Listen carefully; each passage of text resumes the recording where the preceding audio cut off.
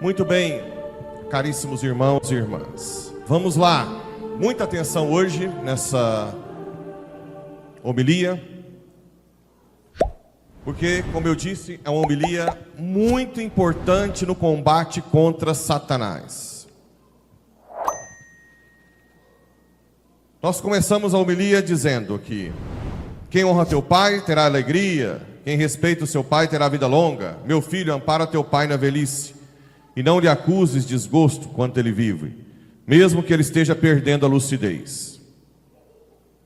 Honrar o pai. Depois nós temos a segunda leitura. Esposas, sede solícitas com os maridos, como convém. Maridos, amai vossas esposas. Filhos, obedecei em tudo os vossos pais. Pais, não intimideis vossos filhos. E nós temos no Evangelho, Jesus que deixa os seus pais para servir o Senhor no templo. Certo?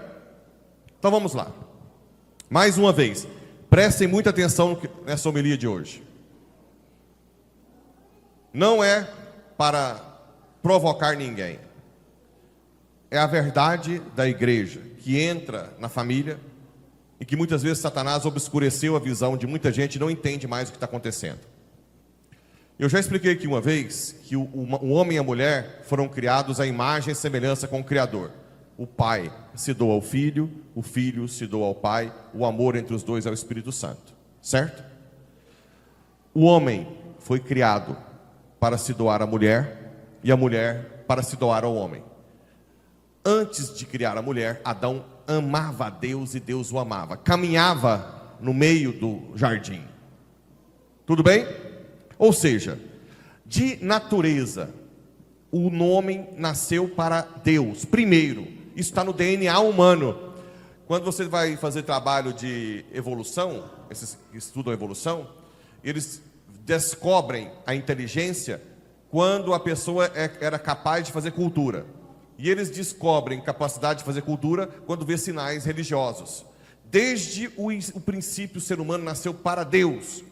Não tem como fugir. Qualquer um que não busca Deus é vazio. Por isso que Schopenhauer fala que a tendência sempre é depressão, porque ele era ateu. Então vamos lá. O Espírito Santo, que o pai se doa ao filho, que é o amor, nós recebemos o batismo. Então como é que é a dinâmica do casamento? Você, primeiro, entra no sacramento do matrimônio. Quando você casa na igreja, você une e transforma aquela união em algo sobrenatural. A mesma união de Cristo e a igreja.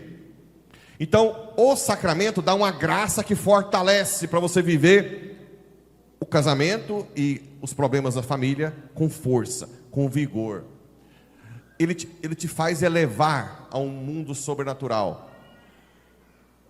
Eu vejo que em Paraúna, mas aqui tem muito superstição.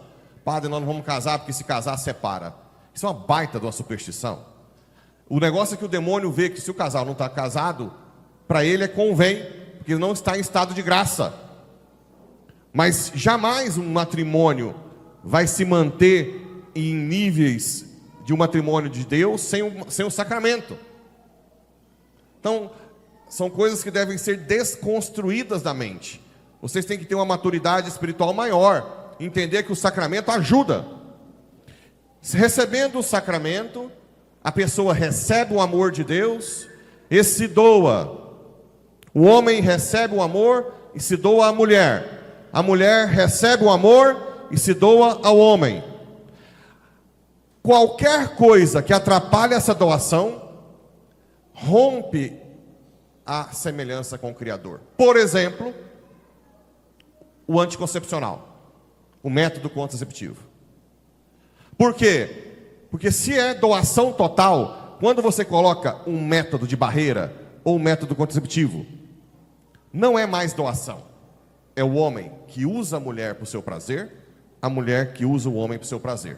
Se for Dio e Mirena, então, nem se fala, que é abortivo. Né? Eu sei que nós temos hoje uma batalha enorme com ginecologistas, que a maioria são treinados a passar o tempo inteiro anticoncepcional de Mirena e cesárea. Isso é um fato. Poucos escapam. Não conhecem. O método que a igreja permite é o método natural, Billings ou Creighton. Por quê? Porque não atrapalha essa doação. Quando quebra a doação, quebra a semelhança com o Criador, e é um pecado grave. Além de tudo, quando você busca só o prazer, o método contraceptivo faz você buscar só o prazer. Se você busca só o prazer enjoa. Em tudo na vida é assim. Se você comer uma coisa que você gosta o tempo inteiro, você vai enjoar. E isso acontece no matrimônio. Você vê um enjoado do outro. Aí vem alguns sexólogos, ginecologistas, e falam, não, você tem que apimentar. Aí vai para um lugar, um buraco mais profundo ainda. Sex shop, swingers. Ah, eu quero você com outro. Que é o que está acontecendo aqui. Não é no Nova York, cidade grande.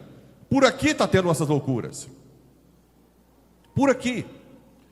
E isso vai transformando num vazio cada vez maior e uma escravidão total do seu ser. Então, o caminho não é apimentar. É você tirar o método contraceptivo e buscar o amor em Deus e refazer o relacionamento como doação e não como uso. Então, aqui já nasce um dos maiores problemas do matrimônio. Um cabo de guerra. O homem que puxa, eu quero do meu jeito, na hora que eu quero. A mulher que chora, reclama. Ah, eu me sinto objeto. Depois ele nem conversa comigo. O adultério aumenta, porque enjoa. O adultério aumenta. E essas outras coisas vão aumentando. Aqui já começa a quebrar. Um dos ataques de Satanás é isso. Contraceptivo. Maior ataque contra a família. Além disso, hoje se tem a ideia de que ter pouco filho é o ideal. Muito filho é horrível, é péssimo. Como se filho fosse doença. E na verdade, antigamente, a vida era muito mais difícil, a providência divina agia, as pessoas tinham 10, 12, 15, ninguém preocupava com isso. E a vida era muito mais difícil que hoje. Ah, não, é porque eu penso em faculdade. Não, você não tem que pensar. Mas tudo bem, você não é obrigado a ter muitos filhos se não quiser. Mas você pode se passar com o método natural. Bem, o que mais que acontece hoje? Se eu recebo o amor de Deus para me doar, essa história de acabou o amor, por isso que eu separei, não é balela. Para falar que acabou o amor, tem que falar que acabou Jesus. Jesus não acabou. Está aqui. Então você nutre o amor com Cristo e se doa. É só assim para o casamento perpetuar-se com alegria, sem virar irmão, primo ou patada para um lado e para o outro. Além disso, se essa doação, nós somos seres de atos, nós não somos seres teóricos, nós só ganhamos virtudes se nós colocamos em prática, ou seja, o amor deve ser colocado em prática no casamento. Como assim, padre? Falar eu te amo, fazer pequenos gestos de amor todos os dias. A mulher faz uma comidinha diferente, se não sabe cozinhar, faz um trenzinho qualquer lá, né? Faz um frango que era de molho, faz frito, pelo menos mudou um, né? Faz uma gororobinha menor. O homem vira e mexe, traz uma florzinha, algum agrado, chama para sair, com meu espetinho com farinha, põe uma vela, faz alguma coisa. Mas o importante é, eu te amo. Chegar em casa após o trabalho o mais cedo possível, para que possa ter diálogo e ver os filhos ainda acordados, porque quando o filho é mais novo, dorme cedo. Então essa história, a minha cervejinha todos os dias, o meu futebol todos os dias, não dá certo. Você vai chegar tarde, a mulher vai estar brava, né? Então chegar em casa sempre o mais cedo possível e gastar o seu tempo. O que é o mais precioso que você pode para dar? Não é coisas caras, perfume caro, nada. É o seu tempo. Gastar o tempo com a esposa, e a esposa com o marido, com os filhos, rolar, brincar com eles, até dormir. Não é simplesmente a vida de presentes. E tem filhos que ganham um monte de presente, mas é carente. Porque eu já ouvi crianças, jovenzinho, falando, meu pai nunca deixou de fazer o que gosta por mim. Eles olham tudo. Nunca deixou nada por mim. Nada. Então os filhos estão observando, assim como um casal observa o que você deixa de fazer o que gosta pelo outro, porque o amor é renúncia. Estão sempre observando, não são coisas grandiosas. Falar eu te amo, não chegar e ir para o celular, que é outra coisa que eu tenho ouvido demais. Ah, o marido chega e vai para o celular, o outro vai para o celular. Não, não é hora. É hora de você estar em diálogo um com o outro e com os filhos, não é hora de usar celular. Depois, Não criticar. Aqui está o gargalo de todos os atendimentos que eu tenho com casais. Críticas. Ah, você é feia, você é velha, você é gorda, você é enjoada, eu vou te largar, ninguém te quer. Meu filho, pelo amor de Deus. Ou a mulher que ganha mais, você não presta, você não põe nada aqui dentro de casa, eu que ponho. Ou o marido que trabalha fora e a mulher trabalha em casa, quem manda aqui sou eu, porque eu que mantenho, você não ajuda nada. Como assim ajudar nada? Cuidar dos filhos, da sua família não é ajudar nada. Cuidar da sua casa não é nada. Já falei 1000 vezes, nem $1 milhão por dia não paga uma esposa, mãe boa, cuidando dos seus filhos e da sua casa. Humilhações que mulher tem passado, ou então não te dou dinheiro. Mulher, tem esposas que eu já atendi, que não tem dinheiro para comer na rua, que o marido não dá. Críticas, essas falas financeiras, que são horríveis. Se a mulher ganha mais que o marido também, oxalá, agradece, mas não joga isso na cara. Parem de criticar um ao outro. Ou você fala coisa boa, você é linda, você gastou seu tempo comigo, obrigado. Ou não fala nada até você aprender com Deus isso. Isso fere, isso machuca muito. Não, padre, a minha véia está acostumada com o meu. Não, sua véia, caramba. Por que você não brinca então que ela é a Jennifer Lopes, né? Então que você não faz brincadeira positiva? Por que tem que ser brincadeira negativa, de humilhações?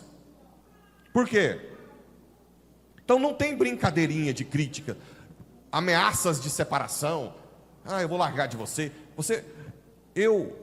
6 anos e meio de padre, olha, o que eu já tive de perseguição. Tudo bem que muitos dizem que eu procuro também, né? Mas eu nunca cheguei e falei, eu vou largar você, igreja. Isso não existe, fora de cogitação. Não dá para largar a igreja mais. Desde quando eu deitei no chão, acabou. Você falou sim, é para sempre, né? A não ser que não seja um matrimônio de verdade. Mas não tem que ficar ameaçando separação. Não falem críticas. Coloca o amor de Deus em prática. A questão do adultério, gente. Eu já falei 1000 vezes aqui também.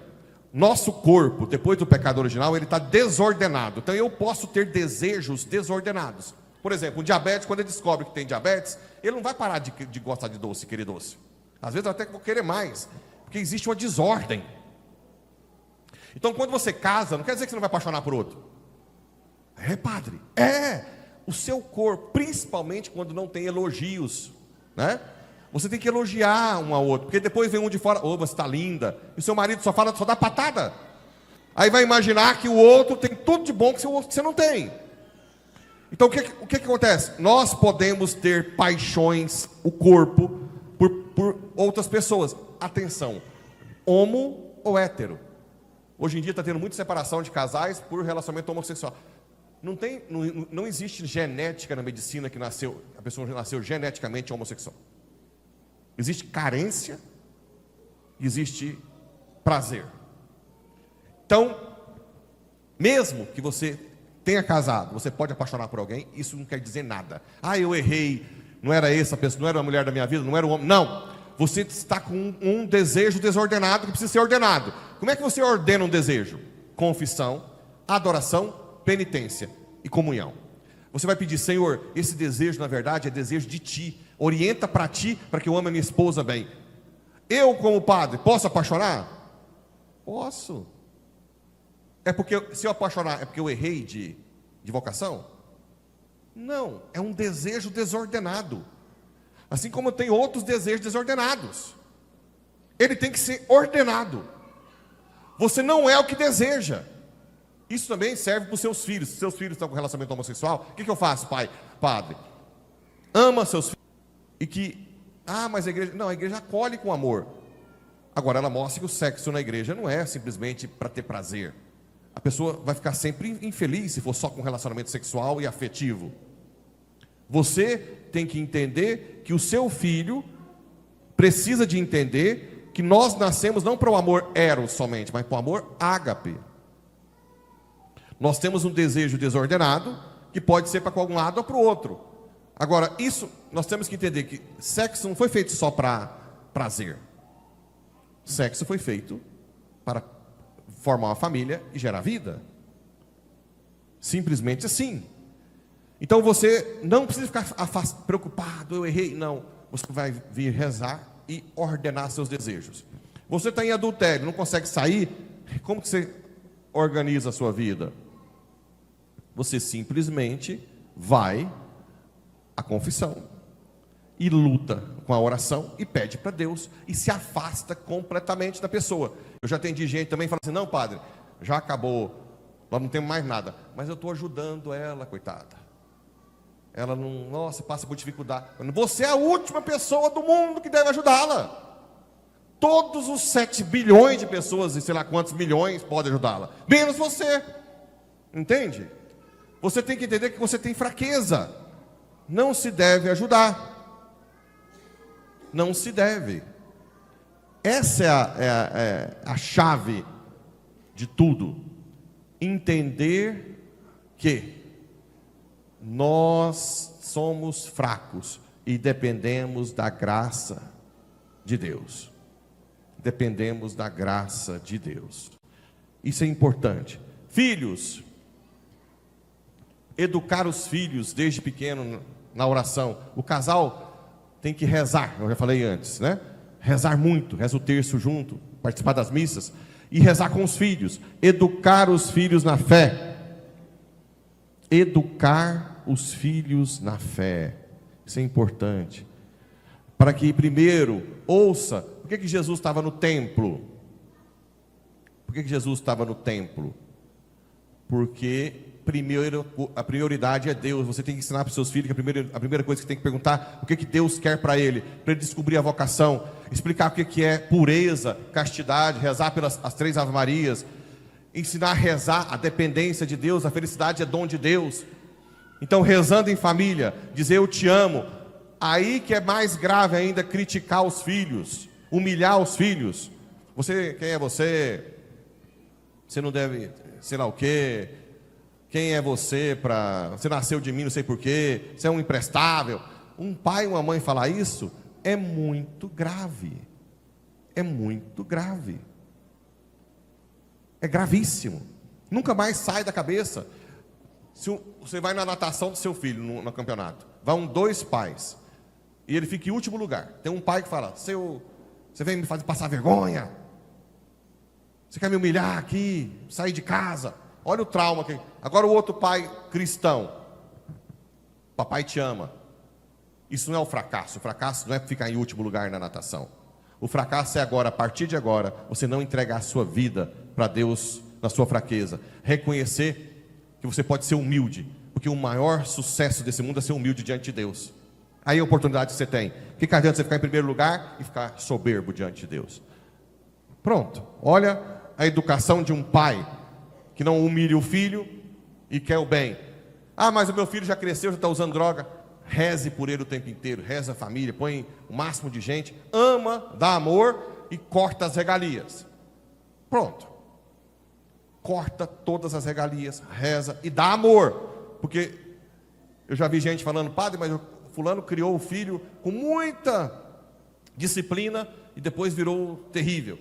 Mas é porque foi duro, mas não deu amor e não rezava.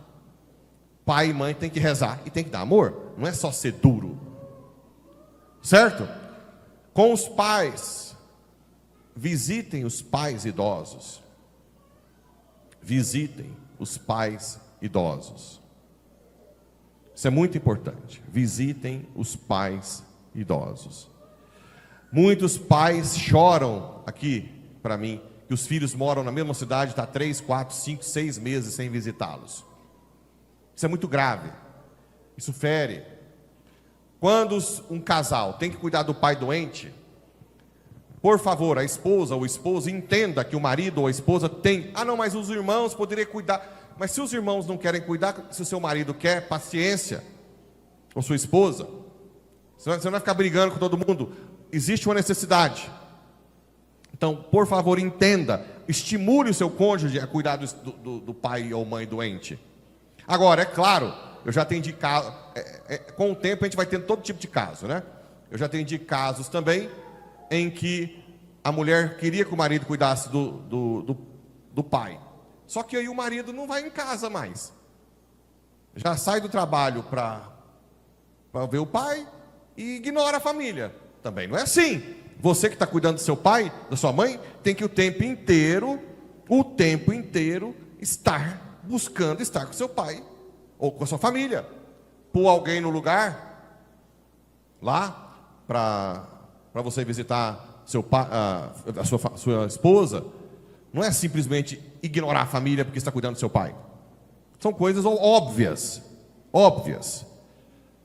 Bem, filhos que não têm amor de pai e de mãe. Muita gente questiona: padre, por que eu nasci então? Eu não tenho amor de pai e de mãe. Muitos de vocês têm essa ferida. Bem, você é o bem que nasceu de um relacionamento que foi casual. E às vezes o seu pai e a sua mãe, com certeza, não tiveram um encontro pessoal com Deus. E eles não sabem amar. Porque um pai que não ama nem um filho é porque não aprendeu a amar. Então o que você tem que pensar? Que se Deus permitiu que você viesse, é porque Ele pode suprir o seu coração com o amor dele de pai e de mãe. Ou se o seu pai não quer te dar atenção, o seu pai te humilha, não quer saber de você, sua mãe, ou então viajaram para a Europa, Estados Unidos, seja lá para onde, e te deixou. É porque o amor de Deus preenche com o amor de pai e de mãe. Deus permite que nasça uma criança, porque Ele pode suprir isso. E mais, você é a esperança de Deus para salvar seu pai e sua mãe. Se você rezar por ele e falar: Senhor, eu ofereço tudo que eu estou passando para que meu pai e minha mãe sejam salvos. É isso que Deus quer. Deus pode fazer feliz quem não tem amor de pai e de mãe, e ainda pode dar o dom do perdão e do amor para que ele salve. É como se você visse o seu pai, que não te ama, num buraco com a cara na terra. Você tem duas opções: ou você joga a terra por cima, é um vagabundo, não me olha, ou você dá a mão para tirá-lo desse buraco do egoísmo, da falta de amor.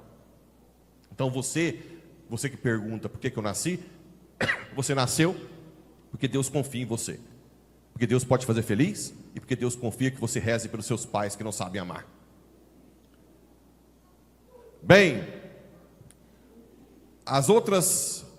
existem tantas outras situações em que eu acompanho casais, famílias desestruturadas o tempo inteiro. São inúmeras situações que a gente passa. E muitas vezes a pessoa fica sem entender. Quando você casa, o casamento não consegue suprir esse desejo infinito de ser feliz. Então, quando o marido se houve um casamento de verdade e o marido te trai e te larga, não necessariamente você tem que arrumar outra pessoa. Não, mas a igreja é má. Não, é porque ela sabe que se você for fiel ao matrimônio, mesmo sem ele, você vai ser mais feliz, porque Deus faz feliz quem Ele quer. Entende isso? A felicidade é um dom por isso que existe celibatário.